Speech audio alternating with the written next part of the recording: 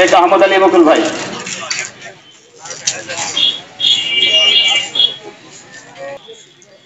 আমাদের জামাত ইসলামী পৌর উত্তর থানার নোয়াপাড়া ইউনিয়ন কর্তৃক আয়োজিত আজকের এই সম্প্রীতি সভার সম্মানিত সভাপতি ভাই রফিকুল ইসলাম মাসুদ, মঞ্চে উপবিষ্ট আছেন আজকের এই সম্প্রীতি সভার সম্মানিত বিশেষ অতিথি পৌর উত্তর থানার সম্মানিত আমির ভাই নুরে আরের মামুন, মঞ্চে উপবিষ্ট আছেন পৌর উত্তর থানার সম্মানিত কর্মকর্তা সদস্য, ওয়ার্ড ইউনিয়নের সম্মানিত সভাপতি বৃন্দ এবং আমার সংশ্লিষ্ট সম্মানিত নোয়াপাড়া ইউনিয়নের সম্মানিত ভাইরা, আসসালামু আলাইকুম ওয়া রাহমাতুল্লাহি ওয়া বারাকাতুহু।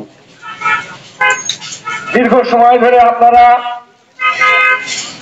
আজকের এই সম্প্রীতি সবার আলোচনা বিভিন্ন বক্তার কাছ থেকে আপনারা শুনতে পেয়েছেন। 1 জুলাই হইতে 5 আগস্ট পর্যন্ত দেশে যে অরাজকতা সৃষ্টি করে রেখেছিল তার একটি বড় অভ্যর্থন হয়েছে, তা ইতিমধ্যে আপনারা অবগত হয়েছেন। বক্তারা তার সার্বিক দিক আপনাদের কাছে আলোচনা করেছেন। আরো যারা বক্তা আছেন তারা আপনাদেরকে আরো সুন্দরভাবে ব্যক্ত করবেন। আমি শুধু এই নোয়াপাড়া ইউনিয়নবাসী পক্ষে বিপক্ষে দু একটি কথা বলে আমি আমার কথা শেষ করতে চাই। সম্মানিত উপস্থিতি, আপনারা যারা আজকে এখানে বসে আছেন, আপনারা কি সবাই ভালো আছেন? আজকে যে কথাটি আলহামদুলিল্লাহ সাথে বলছেন, আলহামদুলিল্লাহ সাথে বলছেন, গত 5 আগস্টের আগে আপনারা কিন্তু এইভাবে কথাটা বলতে পারেননি। আপনারা কেউ নির্দ্বিধায় নির্বিঘ্নে কেউ রাতের ঘুম নিরবচ্ছন্ন ভাবে ঘুমাতে পারেন। এই নোয়াপাড়া ইউনিয়নের যে সকল আওয়ামী লীগের সন্ত্রাসী বাহিনীরা ছিল, এই নোয়াপাড়ায় যারা এই দেশ পরিচালনা করছিল, যারা এই নোয়াপাড়া ইউনিয়নবাসীকে শাসন করছিল, তারা আপনাদেরকে নির্বিঘ্নে ঘুমাতে দেয়নি। তারা আপনাদেরকে পবিত্র ইবাদত নামাজের পরে বেরোয় একজনের সাথে কৌশল বিনিময় করবেন, তাও আপনাদেরকে করতে দেয়নি। এমনকি পবিত্র রমজান মাসে ইফতার মাহফিলের আয়োজন থেকে তারা আমাদেরকে গ্রেফতার করে নিয়ে গেছে, আপনাদেরকে গ্রেফতার করে নিয়েছে, নির্যাতন করেছে। এমনকি এই নোয়াপাড়া ইউনিয়নের তাদের একটি ক্যাম্প ছিল, সেই ক্যাম্পে তারা আওয়ামী লীগের অফিস হিসেবে তারা পরিচালিত করত। সেখানে তারা প্রতিদিন দিনে দুপুরে রাতে বেলা পরিকল্পনা করত কাকে কোন গ্রাম থেকে ধরে নিয়ে এসে রাতে বেলায় ব্যবসা করা যায়, কাকে গ্রেফতার বাণিজ্য করা যায়। তারা প্রতিদিন এই কাজে নিয়োজিত ছিল, কাউকে সুন্দরভাবে পরিচ্ছন্নভাবে জীবনযাপন করতে দেয়নি।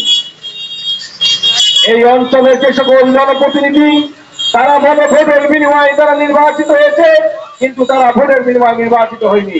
তারা ভোট চুরির মাধ্যমে নির্বাচিত হয়ে এই আওয়ামী লীগের বড় বড় নেতাদের চাকরি করে এই অর্থ নোয়াপাড়া ইউনিয়নের বাসীদেরকে নির্যাতন করেছে।